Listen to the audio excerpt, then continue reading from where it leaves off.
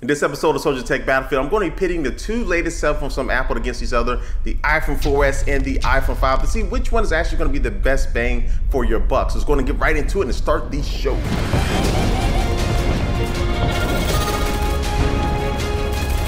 Hey, what's up guys? My name is Mark Watson, otherwise known as Soldier Knows Best, and this is the second episode of Soldier Tech Battlefield, where we take two products and put them against each other to see which one comes out on top. In this episode, I'm going to be comparing the iPhone 4S to the iPhone 5 to see which one is actually going to be the best bang for your buck, because I get asked this question all the time, whether I should upgrade from the 4S to the 5, or if I never owned the iPhone, which one should I get, especially if I'm on a budget. So in this episode, I'm going to be talking about the design, I'm going to talk about the hardware, the camera, the OS, and the price point, and we're going to see which one is actually going to be the best one out of all those different categories. So first, it's going to talk about the design.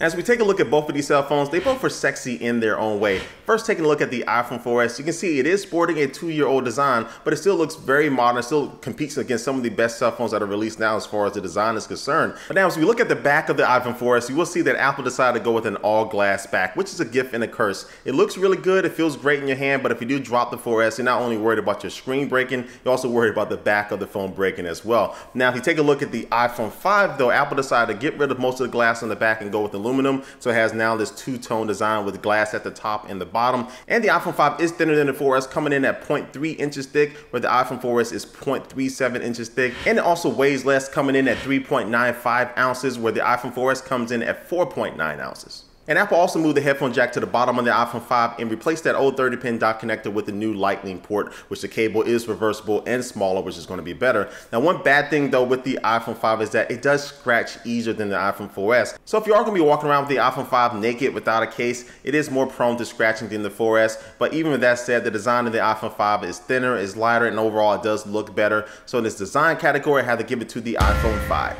And now I was going to talk about the hardware. Now, the biggest change in the hardware from the iPhone 4S to the iPhone 5 is the screen. Now, the screen on the iPhone 4S is a 3.5-inch Retina display, where the iPhone 5 bumped that up as far as the screen size to a 5-inch Retina display. Now, the resolutions are different as well. The iPhone 4S has a resolution of 960 by 640, and the iPhone 5 has a resolution of 1136 by 640, and the PPI, which is the pixels per inch, stay the same at 326. So the bigger screen on the iPhone 5 is going to allow app developers to have a lot more space to work with within their applications. Plus, too, if you're going to be watching movies, you won't have that letterboxing anymore that you'll find on the iPhone 4S. On the iPhone 5, the video will take up the entire screen, which is a good thing. Now, moving on to the insides of both of these phones, the first big difference you will see is that the iPhone 5 sports a dual-core A6 processor, where the iPhone 4S is sporting the dual-core A5 processor. Now, when I do a quick little benchmark here using Geekbench, you will see that the iPhone 5 basically doubles the performance of the iPhone 4S, which is very significant. Now, currently, you won't really see a big difference in your everyday tasks that you do with your cell phone because of this new processor in the iPhone 5, but as applications and developers start to make their applications more and more in tune with this new processor, you will start to see things take advantage of this extra horsepower, but normally you won't really see a big difference in your everyday things. Now, the other big change on the inside is that the iPhone 5 now supports LTE for Verizon, AT&T, and Sprint, but the iPhone 4S is still stuck on the 3G/4G networks. Now, here I'm showing you some of the speed test results I was able to get from using LTE on the iPhone 5. You can clearly tell by some of the results. I mean, I'm getting over 30 down in some cases. This is way faster than any of the speeds that you'll be able to get on the 4S. So as you can see, the hardware is definitely souped up in the iPhone 5, so the iPhone 5 takes this category. Now it's going to move on to the camera section of this showdown. Now, spec-wise, the rear-facing cameras are basically identical. They're both for 8 megapixels. They can record 1080p HD video at 30 frames per second, but you will be able to see there are some differences between the pictures and the videos that come from both of these devices. The iPhone 5 does have slightly better color saturation in its pictures, a little bit more sharper, and that could be in part to the iPhone 5 having a sapphire crystal lens instead of a regular glass lens like the iPhone 4S. And Apple says this new lens is going to provide clearer images, but also too, it's going to be less prone to scratches. Now, the biggest difference in the rear-facing cameras is the low-light performance. Now, the low-light performance in the iPhone 5 is extremely better than the iPhone 4S, as I'm showing you right now. So if you're going to be taking a lot of pictures indoors with not that much adequate lighting out there, the iPhone 5 is going to be your camera of choice. As we move around to the front-facing camera, you will be able to notice a difference in the quality because the iPhone 5 has a 1.2 megapixel camera that can record 720p HD video at 30 frames per second, where the iPhone 4S has a VGA camera that can record video at 30 frames per second. So if you're going to be a vlogger or you're going to be doing a lot of video conferencing or FaceTime or Skype calls with the front-facing camera, the iPhone 5 is going to be the choice for you. So as you can see, the iPhone 5 does have a better camera than the iPhone 4S, but it's not a huge performance leap in this category, but you still got to give the nod to the iPhone 5, so the iPhone 5 takes the camera.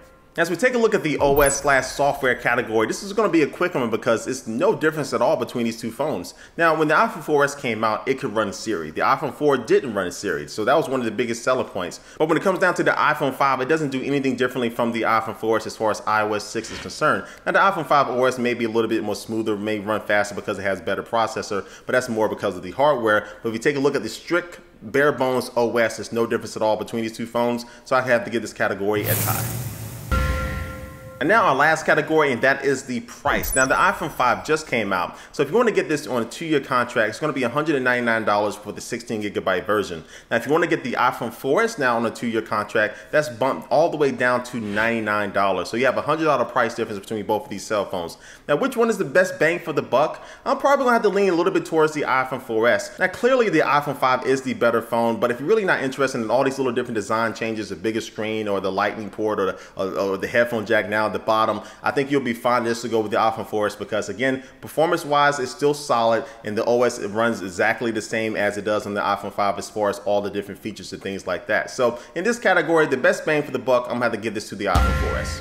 So this showdown between the iPhone 4S and the iPhone 5 is complete. Now, you probably already knew the outcome before you even watched this video that the iPhone 5 is the better phone. But really the answer that I wanted to give you guys to the question that I get asked a lot is whether it's a necessary upgrade from the 4S to the 5. It's not a totally necessary upgrade. It's not something that everybody needs to do. But if you are going to be upgrading from the 4S to the 5, it's really just going to be for the hardware. So of course, I've upgraded from the iPhone 4S to the iPhone 5 and I'm satisfied with my upgrade, but that may not be the same for you. So you really got to see which one is going to be the best one in your category, not only financially, but really what you need in a new phone as far as features. You'll be able to make the best choice for you. All right, guys, that brings it into episode 2 of Soldiers Tech Battlefield. What I want you to do now is leave a comment down below what you think about this showdown between the iPhone 4S and the iPhone 5. And also, too, if you have 2 other products that you may want to see me compare against each other, leave that comment down below with the names of those products. And also, too, guys, make sure you do subscribe to this channel if you do like everything you see so far. And thanks for watching, guys, and I will catch you later. Peace.